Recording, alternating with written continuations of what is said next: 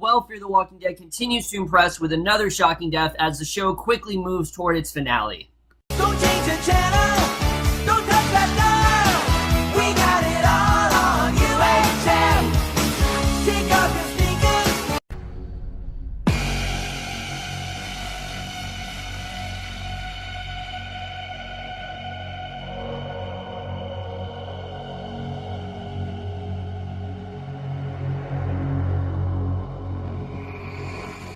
Hey guys, it's Tim for Fear the Walking Dead, Season 3, Episode 14, El Materdoro, and I was definitely really looking forward to this episode. Fear the Walking Dead has just really been on their A-game lately. They really have been on points as of late, and especially after last week, coming off the heels of that, I was very interested in seeing where the rest of the season was really going to go. And once again, right when I think I know where the show is going to go, where it seemed like this was going to be like the calm before the storm, no, once again, we are hit with another very emotional death. We had some really crazy stuff happen in this episode, and this show continues to be very unpredictable, and it's hard to do in a show like this. It really is, especially when you know that no one is safe. You can kind of make conclusions as to what you think is going to happen, but this show has really been surprising me lately, and I think they've done a really great job with that. But let's just get into this episode, because I definitely do want to talk about it. And we start off, we see Madison, Strand, and Walker. They're driving down an empty street, and Strand warns Madison about what they're about to walk into, but she's confident that handing over what they have will actually be enough to convince Daniel to continue helping them. You know, we can tell that Strand doesn't really trust Daniel, obviously. He doesn't really know if Daniel's on their side. Maybe he just wants to be reunited with Ophelia, but even after the attack on the ranch cost them so many supplies, you know, he may be able to help them. If Daniel refuses, she's still confident because they have Ophelia. But that might not be the case, because we see on the back of the truck, she's falling unconscious. She falls off the truck, and the crazy dog notices it right away, and the group then notices a bite mark actually on Ophelia's collarbone. So it turns out she was actually bitten last week, and we had no idea that she actually was. And Madison wants to talk to her, but Ophelia just wants to see her father. She knows Daniel's on the way. She does not want him to see her like this, obviously. She knows she's probably going to turn very soon, and a lot of this episode is, you know, basically seeing her final moments. And right off the bat, I was in complete shock. Out of all the characters I thought that they were possibly going to kill, I did not think Ophelia was going to be one of them. But I also was not aware of the fact that Mercedes Mason actually was pregnant when they were making the show. And rather than them write that into the story, because they probably couldn't find a way to do that, they unfortunately went with the safe route. But I think it was the right way to do it. I'll get into that in a little bit, but we do get to catch up with Alycia and Nick, and Alycia and Nick's plot, I will say, is the lower point in this episode, because while I loved everything going on with Ophelia, and I did like stuff going on with Alycia, I didn't love the stuff going on with Nick and Troy. I really didn't. But we see Alycia, she's sitting alone by a fire eating. She hears a car pulling up and pours water on her fire as the headlights arrive, and she arms herself and investigates. She fires up at the ceiling and tells her trainer to get in their car and leave, but she actually finds Nick and Troy, and Nick quickly tells her that this is insane and she has no idea what it's like being out here, but she's very confident, however, because Nick survived on his own. Maybe she can do the same. But she also has to keep in mind that Nick had Luciana. Nick was also in a community of people who respected the walkers and thought the walkers were actually good, and that's really the reason why Nick survived, because he had someone who was as resourceful as Luciana, and she thinks groups are no better than solo. And again, I very much agree with Alycia, as we've seen in both Fear the Walking Dead and The Walking Dead. Even when it seems like they're in a group and everything's fine, they're still not safe. They thought that, you know, the ranch was going to be their safe haven. It obviously wasn't. So she's really convinced herself that they're not safe anywhere and that she maybe just needs to get by on her own. And I definitely really love what they've been doing with Alycia this season for sure.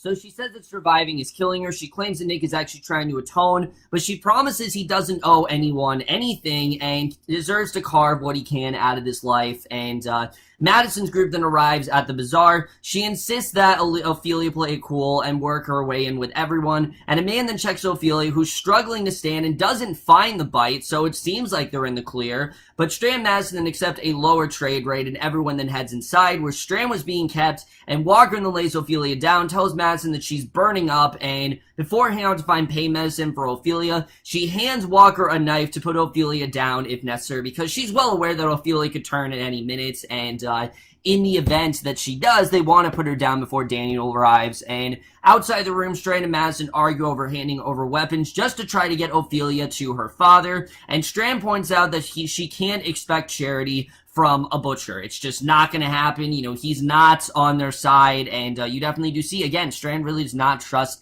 Daniel in this instance. So elsewhere, Alycia and Nick say goodbye to one another. Alycia promises Nick that she won't die, and he gets in the trunk with Troy, and they head off with Troy questioning why anyone would hate him, with how much of a treat he was in, how much of a threat he really was in the past. You know, he did seem to help them. Nick was one of the first people who was well aware of the infection and the fact that there definitely was a disease out there and people were being bitten by walkers at a very rapid rate. He was one of the first people to really notice that, and that's something I think has definitely helped out Nick, is that he's been very aware of what's going on. So he explains he stayed at the ranch for his mom, who lost Travis, and because Luciana was sick, and that's really the only reason why. Remember, Nick didn't initially want to stay there. Luciana wanted to leave, and Nick was ready to as well, but Luciana was also sick, and I don't know if they're implying that Luciana is dead, but the fact that we haven't seen her since the finale, I think they're kind of going that direction. I'm still not happy what they do with her character. Danae Garcia was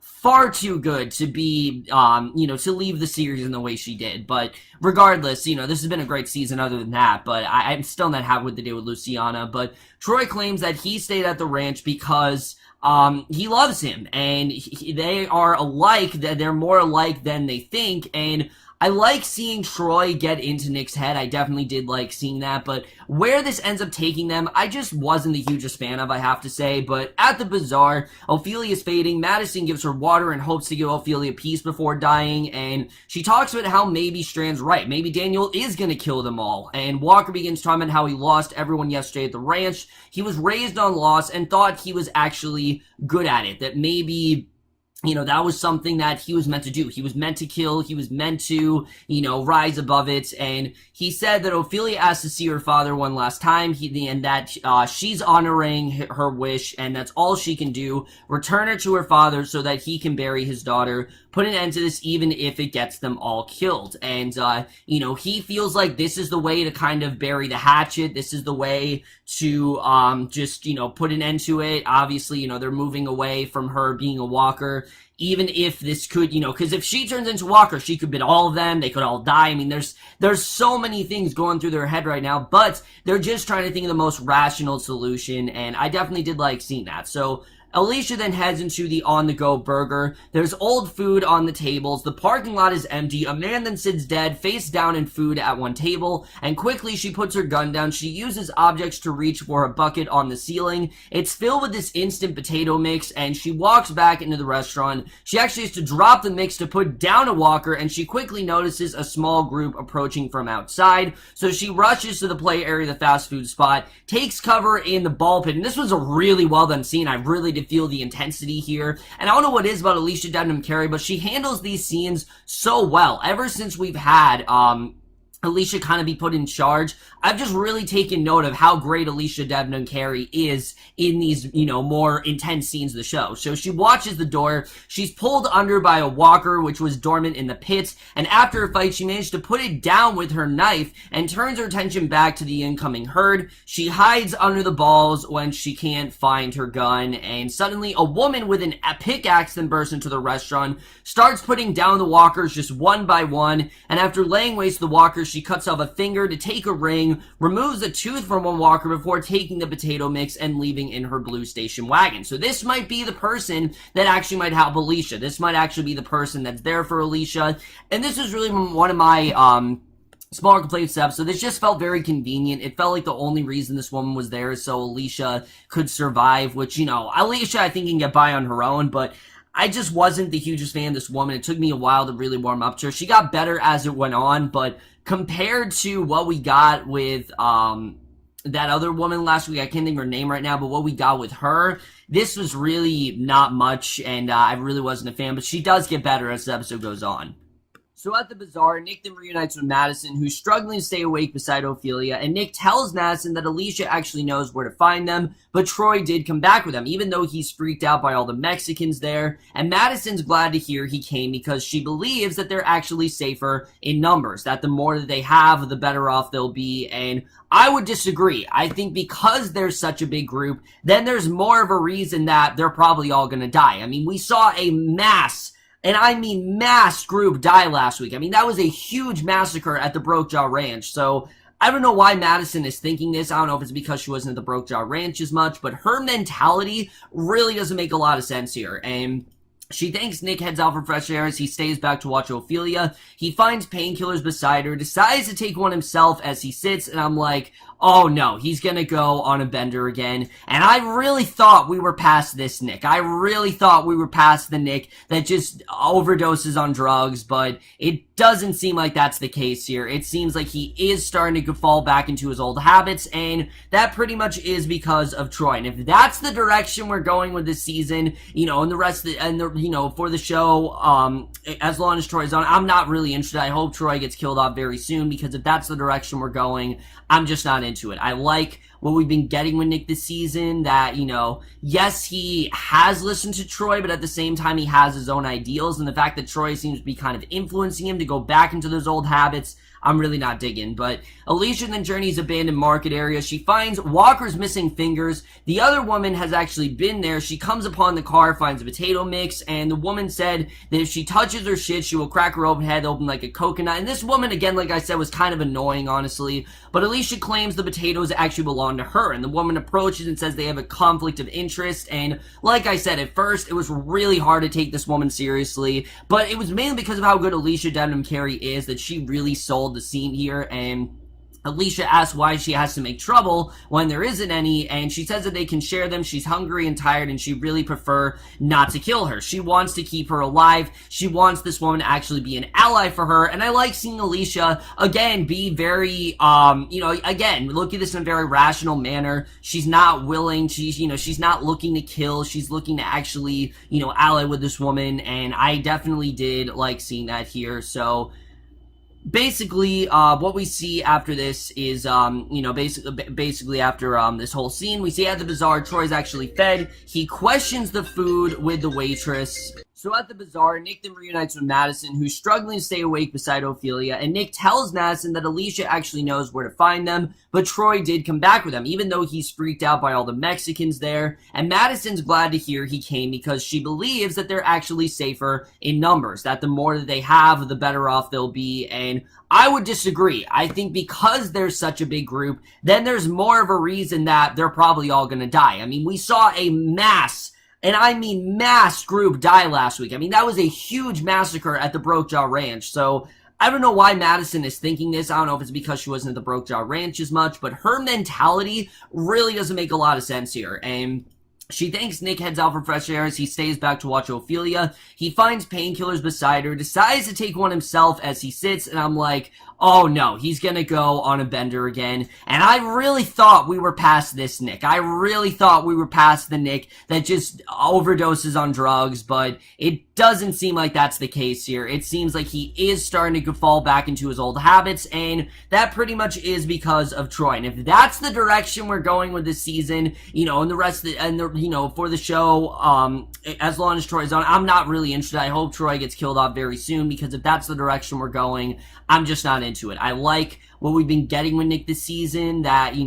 yes, he has listened to Troy, but at the same time, he has his own ideals, and the fact that Troy seems to be kind of influencing him to go back into those old habits, I'm really not digging. But Alycia then journeys abandoned market area. She finds Walker's missing fingers. The other woman has actually been there. She comes upon the car, finds a potato mix, and the woman said that if she touches her shit, she will crack her open head open like a coconut. And this woman, again, like I said, was kind of annoying, honestly. But Alycia claims the potatoes actually belong to her, and the woman approaches and says they have a conflict of interest. And like I said, at first, it was really hard to take this woman seriously, but it was mainly because of how good Alycia Debnam-Carey is that she really sold the scene here. And Alycia asks why she has to make trouble when there isn't any, and she says that they can share them. She's hungry and tired, and she'd really prefer not to kill her. She wants to keep her alive. She wants this woman to actually be an ally for her, and I like seeing Alycia, again, be very, again, look at this in a very rational manner. She's not willing, she's not looking to kill. She's looking to actually, ally with this woman, and I definitely did like seeing that here, So at the bazaar, Troy's fed. He questions the food with the right waitress, and Nick asks for 2 drinks as he comes to sit down. Troy insists that he doesn't drink, and Nick says that he has a head start. The waitress then brings drinks back, and Nick is then handsy with her. She shuts him down, but offers information about where he can find the man he's looking for. And he takes a pill, he downs it with a shot, insists that Troy take a shot too. And again, I didn't understand this at all. Why is Nick going back in these old habits? I really did not understand. It just really was pissing me off. But elsewhere in the bazaar, Strand then explores various corridors. People are heard having sex, others are gambling, others inappropriate acts are being carried out, and as Strand tries to head to a locked area, he's approached by the men who were actually holding him hostage earlier, and he wants to talk to Proctor John, but the men insist he'll just have to stay with him until Strand says he has something that he'll actually want to hear, and Madison then tries to wake Ophelia so they can move her. She wants to go alone, and Ophelia endorses the suggestion, and Walker hugs her as goodbye. Madison helps her out through the night. Ophelia begs Madison to put her down if necessary, so Daniel doesn't have to. She's so adamant because she doesn't want Daniel to see her like this, and to tell him that she was really looking forward to getting to know him, because, I mean, they've never really got to get to know each other. They never really had that moment together, and it's really sad because Ophelia was starting to get into a place where she wasn't just being influenced by her father. She wasn't just being, his little girl. She actually was moving into her own independence, and of course, at the worst moment, that's when she had to get bitten. And Madison explains how parents can lie to kids to protect them, but somehow they know who they are and what they did, and that they know them, and it's in the blood. She knew her father. Don't think for one second that she didn't, and I really love the scene. Kim Dickens did a really great job here, and her and Mercedes Mason, they haven't done a lot of scenes together, but I really love this scene they did here. Ophelia thanks her, and just as Daniel arrives, Ophelia falls unconscious. The worst time that she could have died is when Daniel arrives. Daniel marches toward her, asking where Ophelia is. Madison begs him to stop, but he doesn't. Of course, the one thing he wants to do is be reunited with Ophelia, and of course, he's calling out to her. He embraces her, breaks down a bit, and immediately thinks Madison is at fault for this, asking what kind of a sick joke it is, and Madison says the ranch was overrun, that she saved them, but she got bit, and Daniel's devastated. He lowers his gun, says that this is the price, before telling Madison to get away from them before he kills her, and it's just really devastating to see. I mean, again, all season long, the one thing Daniel wants to be reunited with Ophelia, and he did, in fact, get that, but, of course, he had to do the one thing that he never wanted to do, and actually does have to put her down, and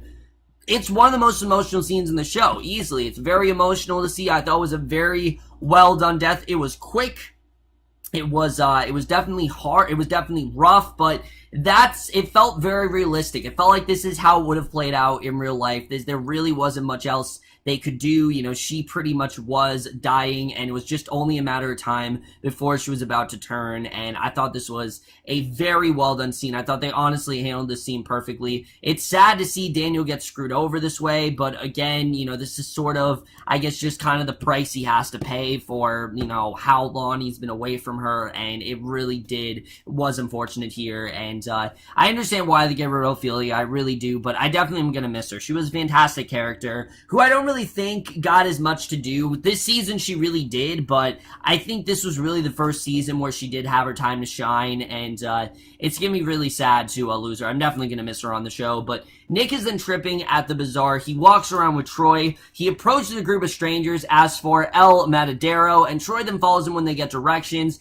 They enter a hangout area. He approaches the bartender and asks for the things, says he's looking for all the things. The bartender offers heroin, morphine, cocaine, and more to Nick, and the man asks if he really wants up, and Troy is uncomfortable here, and he presents them with a nucleus from the brainstem, which will actually boost their adrenaline, and Troy asks whose glands they are. The man suggests they're from pigs. Nick downs his, convulses a bit. The man offers one to Troy too. Troy looks at the people around him. They're all looking back at him. He downs as well, prompting a giggle from Nick, and again, just not really a fan of the way they're going this direction. I don't like that Nick is going back into his old habits, and I just think it's completely the wrong direction for his character here. So meanwhile, Alycia's sitting with her new friend. She asks why she actually has teeth and fingers, and the woman then gives Alycia a ring with walker teeth in it, saying it will protect her from the dead, but Alycia doesn't wear it, and she asks Alycia where she's going, says she's not going to find anything, and Alycia says that either she finds a way to do this alone or she dies, and the woman responds that right there is why she doesn't keep company, that this is the life, she's not going to find a way out, not north, not south, not anywhere else.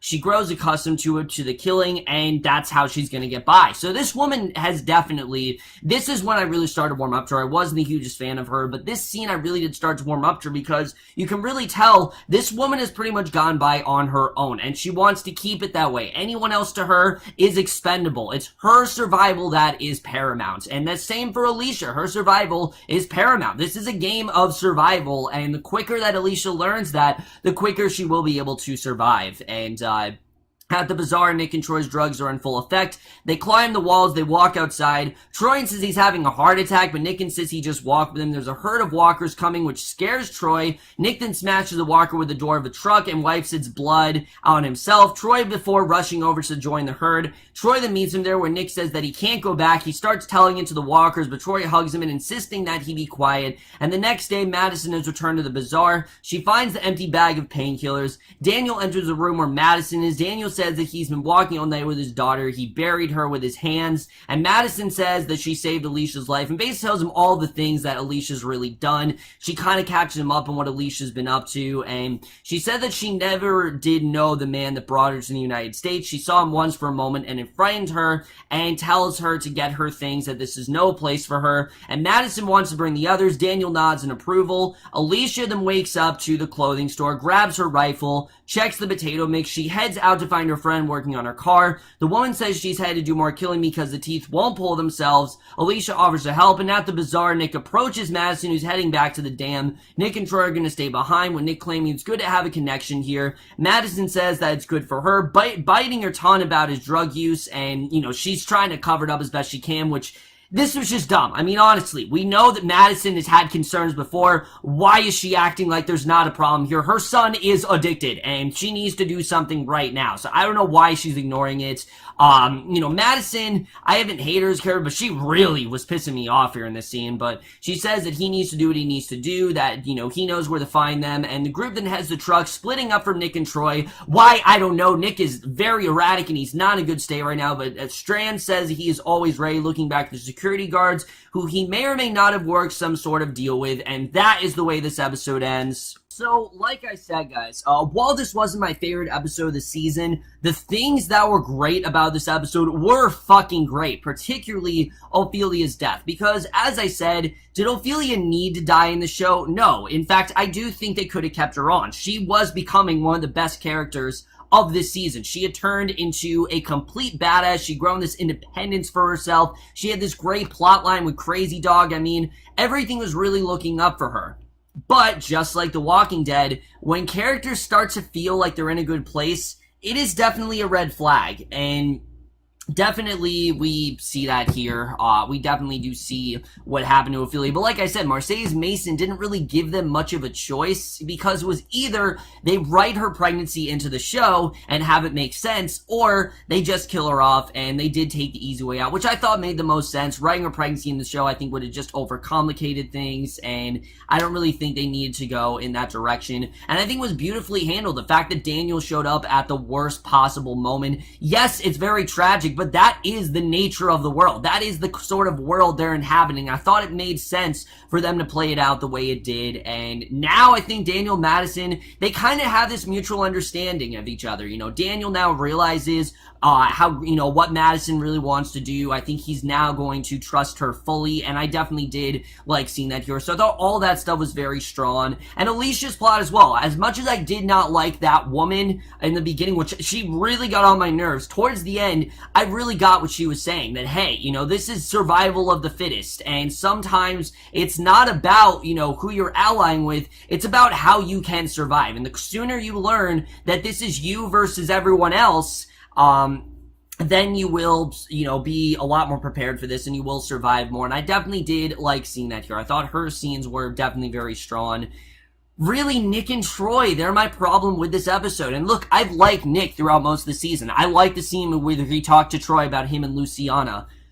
But getting Nick back on this bender and having him addicted to drugs again, it just feels like such a step backward. And I don't know why they're going this direction with this character. The only thing I could determine is that they don't know what the hell to do with him anymore, so they're just putting him back on the drugs. And why Troy is the one that's, kind of feeling victimized in the situation, the one that's being rational, I just didn't really understand. I did not like the way this plot line was done. I really am not liking Nick and Troy right now. I liked where they were last week, but if this is where we're headed, I'm really not, down for it at all. I really am not interested in the idea of Nick going back on drugs. I think it's completely the wrong way to go, and the fact that Madison knows that he has a problem but isn't doing anything about it is baffling to me. And I know people didn't like the whole, you need to get off of drugs and constantly worrying about Nick, but as a parent, you need to discipline your child. You need to tell him that, no, you can't do that sort of thing.